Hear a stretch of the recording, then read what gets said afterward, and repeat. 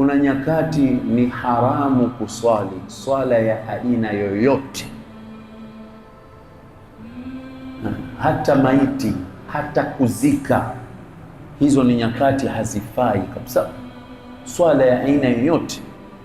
Hizo ni nyakati ziko tatu.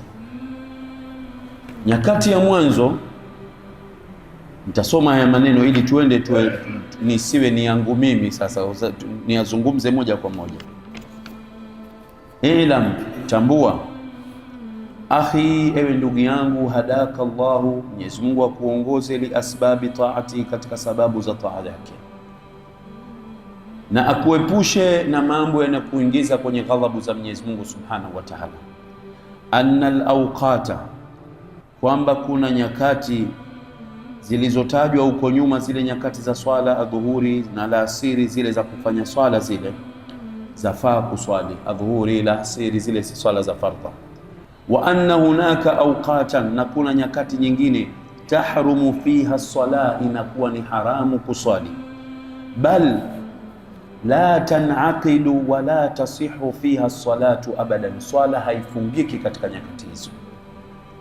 Fardhan, ikiwa ni swala ya fardhi, kanat am naflan, au ni swala ya nafli, nyakati hizo. Adaan, ikiwa ni kutekeleza, kanat am qadaan au kulipa. Fakun minha ala hadar, kuwa katika tahadhari, kwa sababu ukiswali nyakati hizo tutazozitaja, wewe badala ya kuchuma thawabu unaingia kwenye dhambi.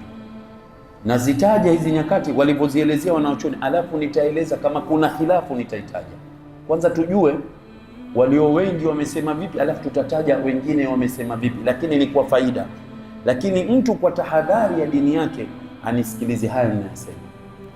Nyakati ya mwanzo, waqtu tuluu, ni wakati pale jua linapoanza kuchomoza. Idha talaa juz'un min ash-shams, jua likianza kuchomoza pale, likitoka, huruhusiwi kuswali pale mpaka lile jua likamilike mchomozo wake kamili, na mpaka liinuke. Wenyewe wanasema qida rumh, kiasi ukizikadiria kwa dakika hizi tulizokuwa nazo, iende kama dakika 16 au 13, ndio uanze kuswali baada ya kuchomoza nini, jua. Kwa jua unapoliona limeanza kuchomoza, huruhusiwi kuswali swala ya aina yoyote, iwe ni ya kulipa, iwe ni ya kunini, iwe ya aina yoyote. Hiyo nyakati ya mwanzo imefahamika.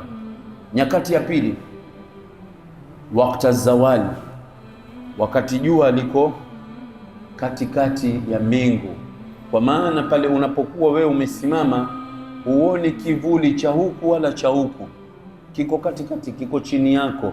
Kama utakiona labda ni cha janubi, yani upande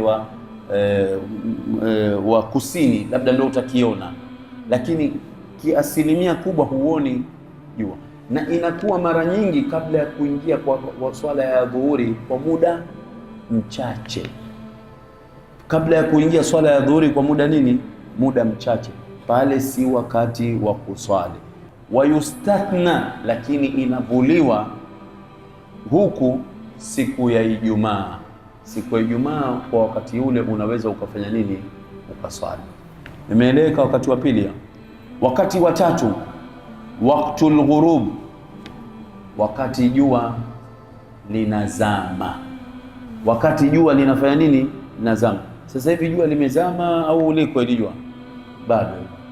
Kwa hiyo jua litapoanza kuzama pale, shekhe, ni haramu kwa wewe kuswali mpaka lile jua litapokamilika kule kuzama kwake.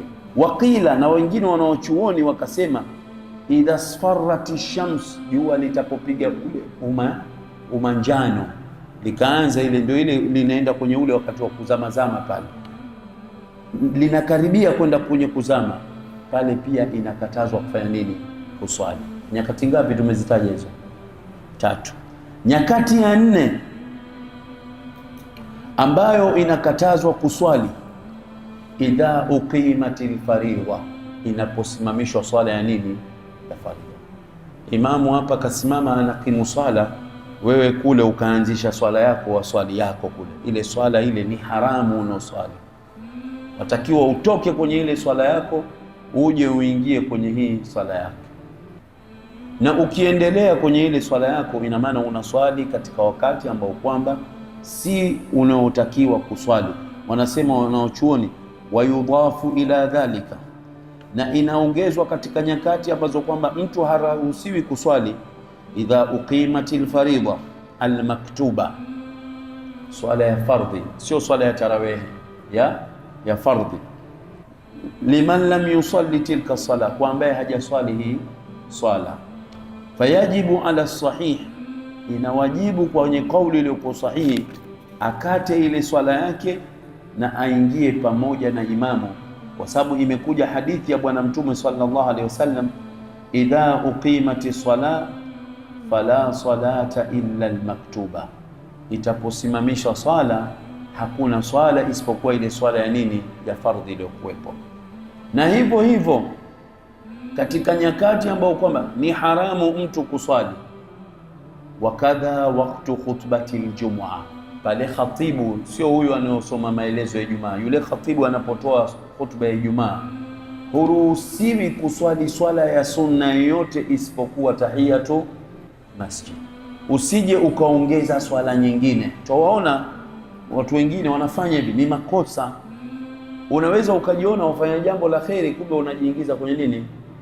Kwenye dhambi. Kwa hiyo unachotakiwa kwamba wewe unapomuona khatibu kapanda kwenye mimbar, labda uwe unayoswali ni swala ya tahiyatu almasjid, na hii tahiyatu almasjid unaiswali imevuliwa kwa sababu hadithi ya yule sahaba wa Mtume sallallahu alaihi wasallam al-Ghatafani, nafikiri Sulaiki, yule aliingia msikitini, Sulaiki al-Ghatafani aliingia msikitini yaum al-Jum'a, an Jabir bin Abdullah radhiyallahu anhu qal, anasema sahaba Jabir radhiyallahu anhu, jaa Sulaikun, alikuja huyu sahaba anaita Sulaik al-Ghatafani radhiyallahu anhu, yaum al-Jum'a, siku ya Ijumaa, wa Rasulullah sallallahu alayhi wasallam, na Mtume sallallahu alayhi wasallam qa'idun ala al-minbar, anatoa khutba kwenye mimbar.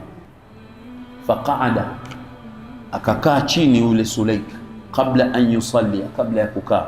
Faqala lahu Rasulullah sallallahu alayhi wasallam, Mtume akasema kumwambia, asallaita shay'an, umeswali wewe? Qal la, sijaswali. Mtume sallallahu alayhi wasallam akamwambia, qum fasalli rak'atayn, simama uswali raka mbili. Sasa baadhi ya wanaochuoni wanasema hii ilikuwa ni kwa huyu Sulaiki, ni hasa kwake yeye ndo kaambiwa hivyo. Wakasema tuna ushahidi kusema maneno haya kwamba hii ni ya Sulaiki peke yake. Haya, ushahidi wenu nini? Wanasema ushahidi wetu ni yule mmoja aliyeingia msikitini siku ya Ijumaa hivyo hivyo, akawa anatakhati riqaba nas, anawakata watu mabega hivi, anafanya hivi, ili aje mbele. Kachelewa yeye, maana katika kitu ambacho kwamba akifai nacho sio kizuri. Wewe umechelewa, alafu unaanza kufanya nini? Kuwapita watu, wafanya jambo sio zuri. Sasa yule mtu alipokuwa anaingia msikitini anawakatakata watu bega, Mtume akamwambia, kaa kitako, umeudhi na umepita mipaka katika kuudhi. Kwa hiyo hakumwambia swali raka ngapi, raka mbili, alimwambia kaa kitako, umeudhi. Kwa hiyo hii riwaya hii yaonesha kwamba yule ni ya yule Sulaiki peke yake, lakini taban hoja yao haiko makini, haina mashiko mazuri. Lakini kinachotakiwa mtu ukiingia msikitini, tungetaka kurudi hivi na hivi tutachukua muda, lakini tu itoshelezeke kwamba anaingia msikitini yaumul Juma, aswali rakaa mbili na asirefushe. Na ikiwa ataona lau kama ataswali rakaa mbili, khatibu anaweza akashuka na akakosa takbiratul ihram, pale asiswali, asimame vile vile. Akiwa ataona nikianzisha rakaa mbili hapa naweza nikakosa ile takbiratul ihram, sababu yuko mwisho, labda anaweza akawa yuko kwenye sijida kule mpaka akate swala huyu, kisha piga takbiratul ihram, bora asubiri, asimame, asubiri imamu ashuke kwenye mimbar, aendelee na swala. Hizo ni nyakati ambazo kwamba ni haramu kuswali swala aina yote. Naomba nisome hadithi ya Bwana Mtume sallallahu alaihi wasallam inayosema, hadithi ya Aisha, hadithi imepokelewa na Muslim, inasema 3 saati, masaa matatu, nyakati tatu, kana Rasulullah sallallahu alaihi wasallam yanhana, hadithi ya Uqba bin Amir, sio ya Aisha radhiallahu anhum jami'an, ni ya Uqba bin Amir, anasema nyakati tatu, kana Rasulullah sallallahu alaihi wasallam, Mtume sallallahu alaihi wasallam ilikuwa akitukataza an nusalli fihinna, kuswali katika hizo nyakati tatu, au nakbura fihinna mautana, au kuzika katika hizo nyakati tatu maiti zetu. Nyakati zipi hizo? Hina tatlu'u shamsu, pale jua linapochomoza, wa hina yaqumu qaimu dhahira hata tamila shamsi, mpaka jua lipinduke liingie nini, adhuhuri, wa hina, na vile vile jua pale linapoingia kutaka kufanya nini, kuzama. Hizi nyakati tatu ni haramu. Tukisema unajua zile ahkamu za kisheria ziko hizi 5, lazima uzijue Muislamu. Kuna jambo ni wajibu, hiyo ni hukumu ya mwanzo, wajibu. Kinyume cha wajibu nini? Kinyume cha wajibu nini? Haramu, si ndio? Wajib kinyume chake ni haramu. Halafu kuna jambo laitwa mandubu. Mandubu ni jambo la sunna. Kinyume cha mandubu, ukifanya kitu chaitwa makruh, sawa? Halafu kuna kitu chaitwa mubah. Hizi ndio hukumu za kisheria. Mubah, hii mubah hii haiambatani na thawabu na wala dhambi mpaka iambatane na nini? Na nia. Kwa mfano, kula chakula ni mubah. Wewe kwenda nyumbani ukaftari ile jioni ni mubah. Kufanya mazoezi ni mubah. Lakini ukiwa wala chakula ili upate kuinuka usiku ufanye ibada, watia nia sana, ili nifanye ibada nipate nguvu, tayari umejiingiza kwenye nini? Thawabu. Mwingine ala chakula ili akafanye mabaya, huyu amejiingiza kwenye nini? Kwenye dhambi. Hiyo ndio mubah, hukumu ya mwanzo. Wajib ni jambo usipolifanya upata dhambi. Haram ni jambo ukilifanya upata dhambi. Sunna, mandubu ni jambo ambalo kwamba ukilifanya upata thawabu, lakini usipolifanya upati nini? Dhambi. Lakini hii mandubu sasa ina daraja zake. Kuna mambo ni mandubu, lakini usipoyafanya cheo chako kinafanya nini? Kinashuka. Kwa mfano swala ya witri.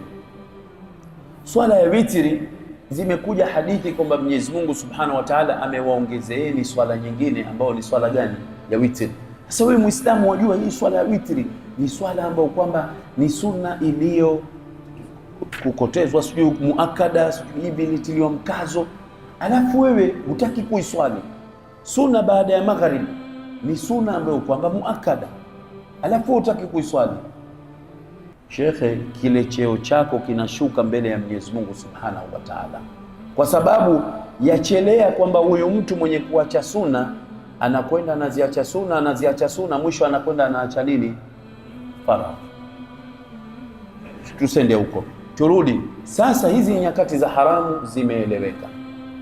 Sasa wanawachuoni wakaulizana, baadhi ya wanawachuoni wakasema, kinachokatazwa kwenye hizi nyakati za haramu, je, ni mutlaq swala kiujumla ya aina yoyote kama ilivyokuja kwenye hii hadithi, au ni swala za sunna tu?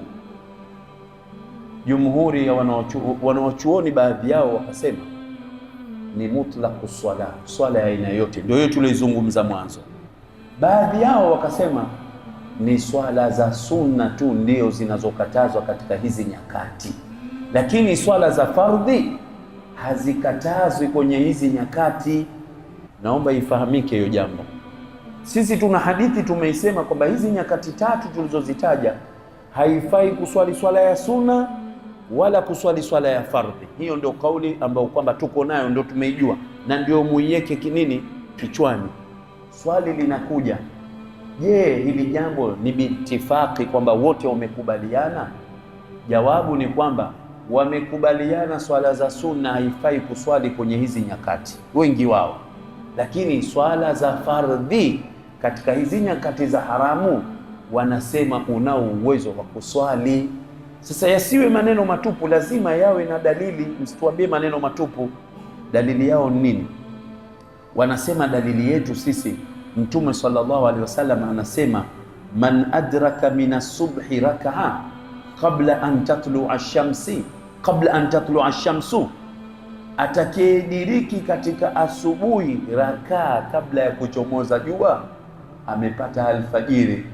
Yani tujalie jua la chomoza saa 12 na dakika 20, huyu mtu kabla ya kuchomoza jua saa 12 dakika 18 akawahi kuswali kabla ya kuchomoza jua, kaswali kwenye nyakati ambayo kwamba bado ilikuwa uharamu hujafanya nini, haujaingia, si ndio?